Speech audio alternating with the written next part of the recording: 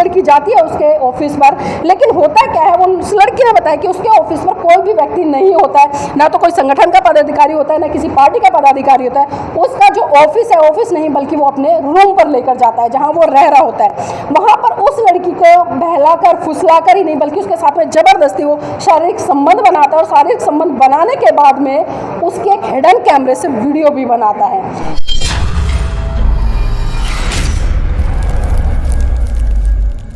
आपके चैनल पे एक वीडियो लगी है और उसमें बड़े गंभीर आरोप आपने लगाए हैं किसी बहुजन नेता पर, क्या है वो पूरा मामला?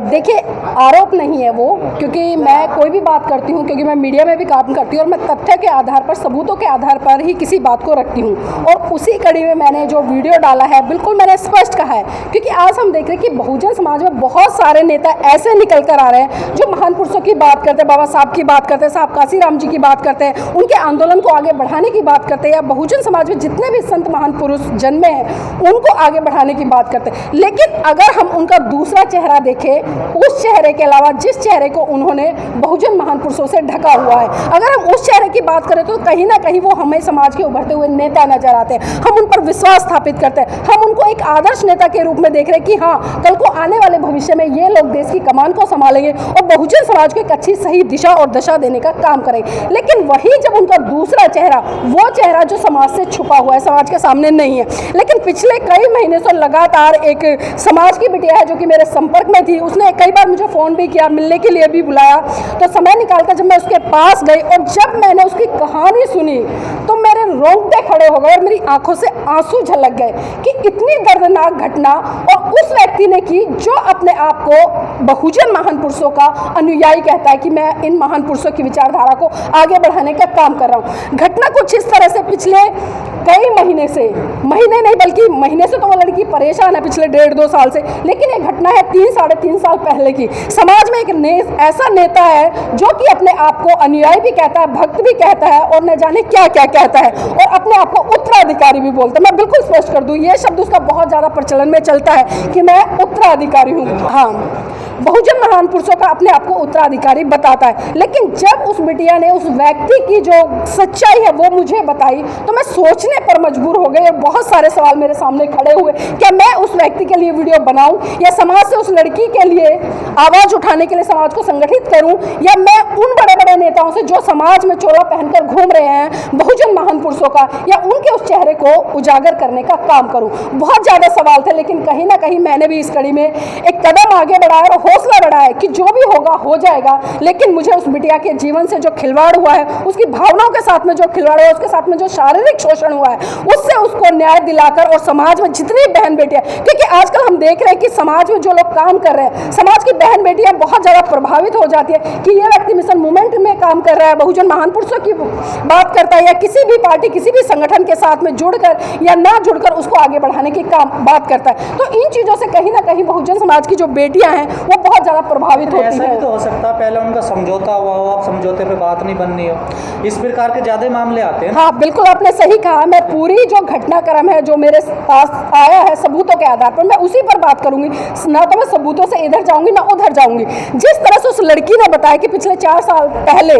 एक व्यक्ति उसको, जो कि अपने आप को नेता कहता है, उत्तराधिकारी कहता है, वो उसको मैसेंजर पर मैसेज भेजता है कि आप कैसी हो, क्या करती हो, आर यू मैरिड या नॉट। तो इस तरह की बातें करता है। जब वो लड़की बताती कि मैं शादीशुदा नहीं हूँ तो उनकी वार्तालाप और आगे बढ़ती है, और बात इतनी बढ़ती है कि मुलाकात तक बात आती है, और वो व्यक्ति उस लड़की को ये कहता है कि मेरे ऑफिस में चलो, कुछ पदाधिकारी आए हैं और वहां पर मिलूंगा, मैं 10 मिनट के बाद तुम्हें छोड़ दूंगा। वो लड़की पहले कई बार उससे मना करती है मिलने के लिए, वो कहती है अगर शादी करोगे तो ही मैं आपसे बात करूंगी, अपने पिताजी के साथ या अपने घर वालों के साथ। लेकिन वो कहता है मिलने में कुछ नहीं जाता। वो लड़की जाती है उसके ऑफिस पर, लेकिन होता क्या है, वो उस लड़की ने बताया कि उसके ऑफिस पर कोई भी व्यक्ति नहीं होता है, ना तो कोई संगठन का पदाधिकारी होता है, ना किसी पार्टी का पदाधिकारी होता है। उसका जो ऑफिस है, ऑफिस नहीं बल्कि वो अपने रूम पर लेकर जाता है जहाँ वो रह रहा होता है। वहाँ पर उस लड़की को बहलाकर फुसलाकर ही नहीं बल्कि उसके साथ में जबरदस्ती वो शारीरिक संबंध बनाता है, और शारीरिक संबंध बनाने के बाद में उसके एक हिडन कैमरे से वीडियो भी बनाता है। ये बात उस लड़की को तब पता चलती है जब वो लड़की लगातार उसको शादी के लिए प्रेशराइज करती है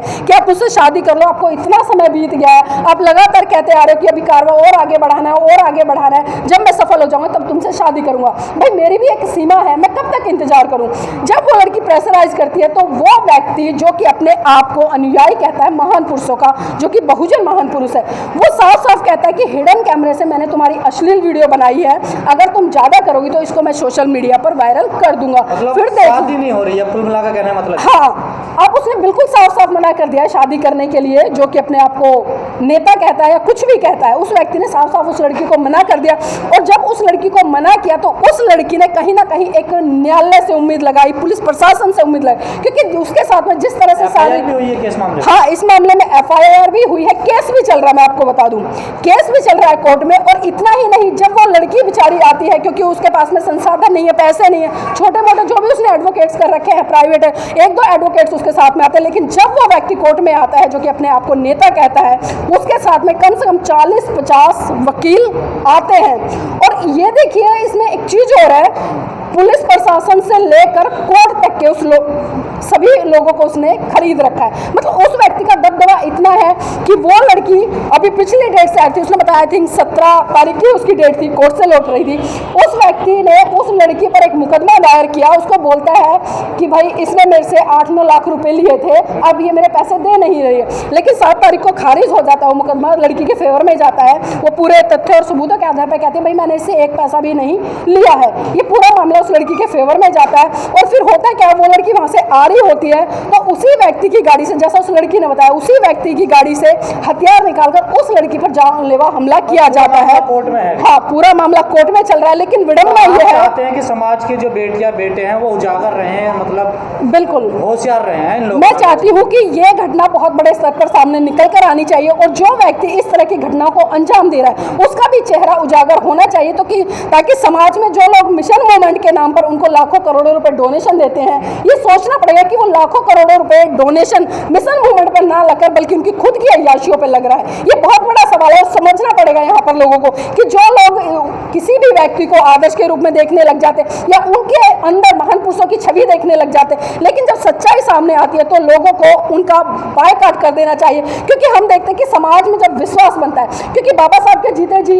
लोग विश्वास स्थापित नहीं कर पाए, साहब काशीराम के जीते जी लोग स्थापित नहीं कर पाए विश्वास, लेकिन जब लोगों में विश्वास आया और जिस तरह से इस व्यक्ति पर बहुजन समाज के लोगों ने बहुत बड़े स्तर पर विश्वास किया, तो हमने देखा कि वो विश्वासघात किस तरह से टूटा। और जब टूटता है विश्वासघात तो कहीं ना कहीं समाज को बहुत बड़े स्तर पर नुकसान होता है, और लोग विश्वास स्थापित करने में फिर कहीं ना कहीं हम देखते हैं कि कोसों दूर नजर आते। लेकिन यहाँ पर एक सवाल ये भी है, क्योंकि कुछ लोग ये भी कह रहे हैं कि उस लड़की की भी कहीं ना कहीं गलती है। देखिए, गलती है, हो सकता है, मैं मान रही हूँ उसकी गलती है, लेकिन यहाँ पर यह भी चीजें देखनी पड़ेगी। कोई भी व्यक्ति जब किसी को प्रभावित करता है अपनी पद प्रतिष्ठा से, या उसको लगातार शादी का हवाला देता है, उसके साथ में सपने संजोता है, और ये चीजें मैं इसलिए बोल रही हूँ क्योंकि उसकी वीडियो रिकॉर्डिंग जो कि रिकॉर्डिंग है वो भी